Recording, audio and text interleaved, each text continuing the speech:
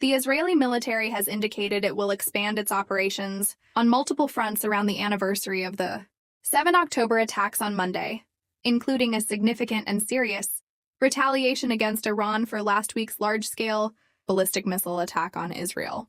The IDF Israeli military is preparing a response to the unprecedented and unlawful Iranian attack on Israeli civilians in Israel, the military official said on condition of anonymity, as he was not authorized to speak publicly on the issue, as Israel said it was planning its response to Tuesday's Iranian missile strikes, which hit on or near a number of key Israeli bases.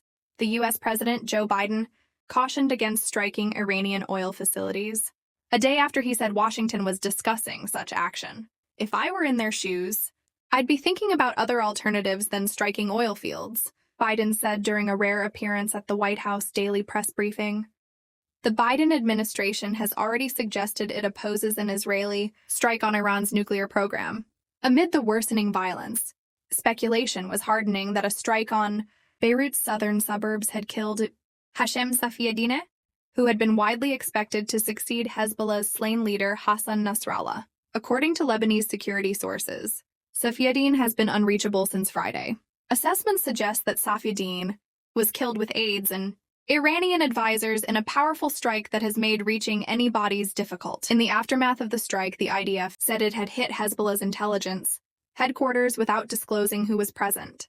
The fighting comes as Israel is preparing to mark the first anniversary on Monday of the devastating 7 October Hamas attack that prompted the current war in Gaza, which has now engulfed neighboring Lebanon, creating a dangerous regional crisis. Israel's president, Isaac Herzog, will lead a memorial service in Sderot, one of the cities hardest hit during the onslaught by Hamas militants, amid fears that the anniversary may attract fresh attacks on Israeli citizens. The Israeli military said on Saturday it was also ordering Palestinian civilians in some areas of the Gaza Strip, including Nuseirat and Burej, which host large encampments of internally displaced people, to evacuate, saying that the IDF planned to act with great force against Hamas operating there.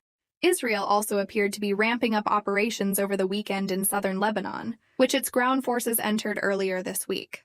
Lebanon's Hezbollah said it was opposing Israeli attempts to enter the southern town of Odeisseh, adding that clashes were ongoing.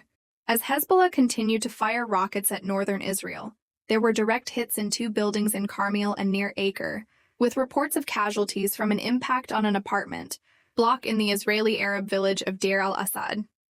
Israel, which began ground operations targeting southern Lebanon this week, says they are focused on villages near the border and has said Beirut is not on the table, but has not specified how long the ground incursion will last. It says the operation's aim is to allow tens of thousands of its citizens to return home after Hezbollah bombardments, which began on 8 October 2023, forced them to evacuate from its north.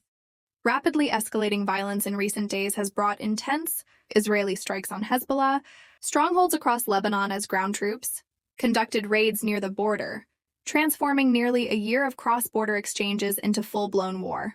In the first reported Israeli airstrike on the northern Tripoli region in the current flare-up, Hamas said Zionist bombardment of the Bedawi refugee camp killed a commander, Saeed Attallah Ali, as well as his wife and 2 daughters on Saturday. Amid mounting fears over the deepening region-wide crisis, Iran's Foreign Minister Abbas Araghchi renewed his call for ceasefires in Gaza and Lebanon on Saturday. The most important issue today is the ceasefire, especially in Lebanon and in Gaza, he told reporters. There are initiatives in this regard. There have been consultations that we hope will be successful.